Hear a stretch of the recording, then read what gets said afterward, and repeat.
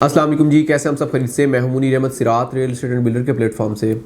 Viewers, आज की जो हमारी एक वीडियो है ये बेसिकली एक इन्फॉर्मेशन है आपको गाइड करने के हवाले से। बहुत सारे हमारे क्लाइंट अजीज़ जो कि ओवरसीज़ पाकिस्तानी हैं, पाकिस्तान में रहते हैं और उनकी प्रॉपर्टीज़ बैरिया टाउन कराची में है, तो वो इस हवाले से पूछना चाह रहे थे कि अगर हम अपनी प्रॉपर्टी को रेंट आउट करते हैं तो एज अ लैंडलॉर्ड और एज अ टेनेंट हमारी क्या रिक्वायरमेंट्स होंगी और किस तरीके से हम इसको प्रोसीड कर सकते हैं। तो इस हवाले से आज हम ये एक प्रॉपर तरीके से वीडियो बनाएंगे जिसको हम प्रॉपर पोर्शंस में डिवाइड करके बताएंगे। सबसे पहले हम अपार्टमेंट्स के बारे में बताएंगे जो कि बैरिया टाउन के अपने अपार्टमेंट्स हैं प्रेजेंट 19 में। उसके बाद आपको बताएंगे विलास के हवाले से, जिसमें प्राइवेटली विलास भी होंगे और आपके जो है बहरिया के बने बनाए घर वो भी शामिल होंगे। उसके बाद एंड में हम जो है कमर्शियल ऑफिस जो हैं, शॉप्स हैं, उनके बारे में डिस्कस करेंगे।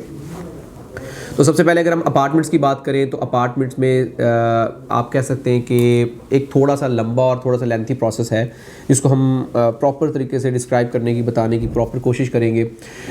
इसमें सबसे पहले जो लैंडलॉर्ड की रिक्वायरमेंट्स हैं, लैंडलॉर्ड की रिक्वायरमेंट में ये है कि उनको अपना एक एग्रीमेंट के हवाले से जब होता है, सबसे पहले तो ये है कि जब आप एक टेनेंट और एक लैंडलॉर्ड अपने एक मुख्तस करता, अपने एक मुतय्यन करदा रेंट के ऊपर एग्री हो जाते हैं और वो एग्री होने के बाद कहते हैं कि हम इसको आगे प्रोसीड करने के हवाले से राज़ी हैं, तो उसके बाद जो एक प्रॉपर पेपर्स का प्रोसेस होता है उसमें सबसे पहले ये होता है कि आपको एक एग्रीमेंट करना होता है। एग्रीमेंट बेसिकली होता है टेनेंट और लैंडलॉर्ड के बिटवीन, जिसमें दोनों पार्टीज़ एक दूसरे को देखती हैं, एक दूसरे को समझती हैं कि टेनेंट कौन आ रहा है, उसके कितने फैमिली मेम्बर्स हैं, जो भी उनकी रिक्वायरमेंट्स हैं उनको फुलफिल करने के बाद एक एग्रीमेंट होता है जो कि दो एग्रीमेंट के ऊपर मुश्तमिल होता है। दोनों ओरिजिनल एग्रीमेंट्स होते हैं, सेम कॉपीज़ होती हैं, एक लैंडलॉर्ड के पास चला जाता है और एक आपका जो है वो टेनेंट के पास चला जाता है। जब ये एग्रीमेंट हो जाता है तो उसके बाद जो नेक्स्ट प्रोसेस है वो सारा जो है वो टेनेंट के ऊपर चला जाता है।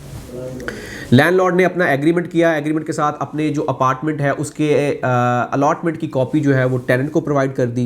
जाहिर है उसके पहले जो उसके पेमेंट का सारे टर्म्स एंड कंडीशन है, जो मतलब सिक्योरिटी कितनी होगी, उसका रेंट कितना होगा, ये डिसाइड हो चुका होगा, तभी जाके एग्रीमेंट होता है।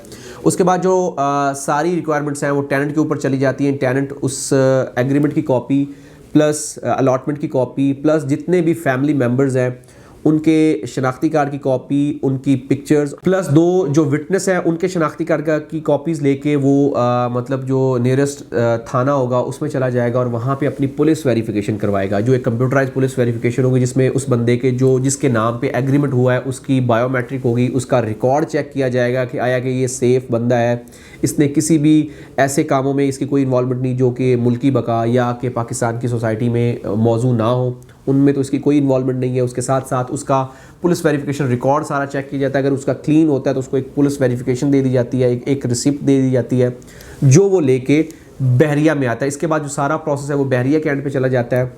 अगला प्रोसेस ये होता है कि बहरिया मेंटेनेंस ऑफिस में जाना होता है। वहाँ पे जाके आपको एक डॉक्यूमेंट्स मिलते हैं, एक पेपर्स मिलते हैं जिनको आपने फुल करना होता है, जिसमें बहरिया की रिक्वायरमेंट्स होती है, जिसमें आप अपनी सारी डिटेल्स मेंशन करनी होती है कि कौन बंदा है, कितने फैमिली मेम्बर्स हैं, क्या उनके नाम है, क्या उसका पेशा है, कितनी उसकी तालीम है, अगर वो बहरिया में पहले रह रहा होगा तो कितने अरसे में रह रहा है, अगर नहीं रह रहा हो तो पहले कहाँ रह रहा है, उसमें प्रॉपर एक उसकी डिटेल लिखी जाती है। उसके साथ साथ उसके कोविड वैक्सीनेशन के कार्ड की जो है सर्टिफिकेट वो लगी होती हैं, जो कि एक कंप्लीट कोविड वैक्सीनेशन कार्ड होता है जिसमें दोनों डोज लगी होंगी, ये लगेगा। उसके साथ आपकी जो पुलिस वेरिफिकेशन है वो लगेगी। ये सारे डॉक्यूमेंट्स आपने मेंटेनेंस ऑफिस में जमा करवाने हैं। ये जमा करवाने के बाद वहाँ से आपको एक क्लेरिफिकेशन या आपको कह सकते हैं कह सकते हैं कि आपको एक कंफर्मेशन रिसिप्ट मिलेगी जो लेके आपने जो फैसिलिटेशन ऑफिस लेके जानी है, वहाँ पे लेके जाएंगे। वहाँ पे आपकी जो दोनों एग्रीमेंट्स हैं, मतलब जो टेनेंट और लैंडलॉर्ड के बिटवीन है वो वाला, और साथ उसकी एक एफिडेविट होगा जिसके ऊपर डिटेल्स मेंशन होगी कि ये बंदा है, ये उसकी फैमिली डिटेल्स हैं, इतने बंदे रह रहे हैं, ये उसका पेशा है, जिसमें सारी एक एफिडेविट के ऊपर डिटेल्स मेंशन होगी। वो डिटेल्स और उसके साथ दो पासपोर्ट साइज पिक्चर और शनाख्ती कार्ड की कॉपीज़ ये वहाँ पे जमा हो जाएंगे और उनको मीटिंग के लिए, जो मेजर मीटिंग होती है वो मेजर साहब के साथ होगी, उसके लिए 2 से 3 दिन का टाइम दे दिया जाएगा।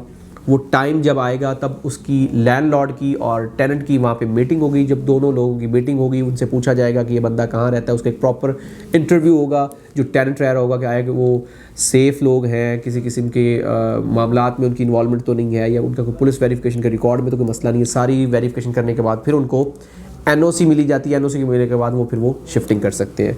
तो ये बेसिकली एक प्रोसेस था जिसमें सारी चीज़ों को लेके चलना पड़ता है। बेसिकली दोनों पार्टीज़ को सिक्योर किया जाता है। इसमें मिडिल मैन बहरिया होता है कि आया कि किसी किस्म का कोई प्रॉब्लम या किसी किस्म का इशू कल को अल्लाह ना करे फेस ना करना पड़े, ना ही टेनेंट को ना ही लैंडलॉर्ड को।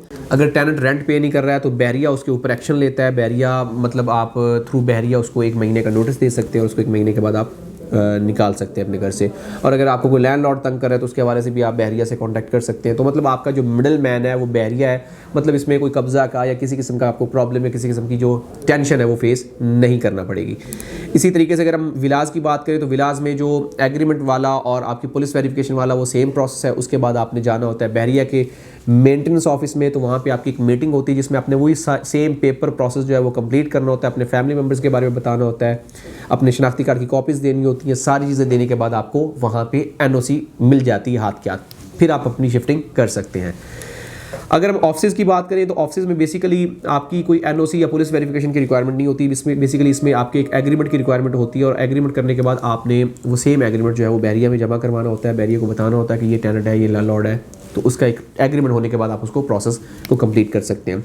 बेसिकली ये हमारी वीडियो बनाने का मकसद ये था कि हमारे काफ़ी सारे दोस्तों ने, अजीज़ों ने ये रिक्वेस्ट की थी कि आप हमें बताएं कि इसका रेंट के ऊपर देने का प्रोसेस क्या है और है कि ये सिक्योर है या नहीं है, इसमें किसी किस्म का कोई प्रॉब्लम या किसी किस्म का कोई इशू हमें कल को फ्यूचर में फेस तो नहीं करना पड़ेगा। क्योंकि बहुत सारे प्रॉब्लम्स, बहुत सारे मिसाइक जो है वो कराची सिटी में हो चुके हैं कि लोग रेंट पे देते हैं प्रॉपर्टी तो उनके ऊपर कब्जा हो जाता है। तो अल्हम्दुलिल्लाह यहाँ पे ऐसा कोई भी कॉन्सेप्ट नहीं है, यहाँ पे ऐसा किसी किस्म का भी मामलात नहीं है। आप अपनी बेफिक्र होकर, बेधड़क होकर प्रॉपर्टीज़ को रेंट आउट कर सकते हैं। आपको रेंट आउट करने में किसी किस्म की दिक्कत या प्रॉब्लम नहीं फेस करना पड़ेगी। आपकी यहाँ पे प्रॉपर्टी सिक्योर और किसी किस्म का इशू आपको फेस नहीं करना पड़ेगा। बाकी मजीद इन्फॉर्मेशन, हेल्प या किसी किस्म की गाइडलाइन के लिए आप हमारे दिए गए नंबर्स पर कांटेक्ट कर सकते हैं, हमारी वेबसाइट विजिट कर सकते हैं। इंशाल्लाह हम आपको प्रॉपर तरीके से गाइड करने की पूरी कोशिश करेंगे। Thank you so much.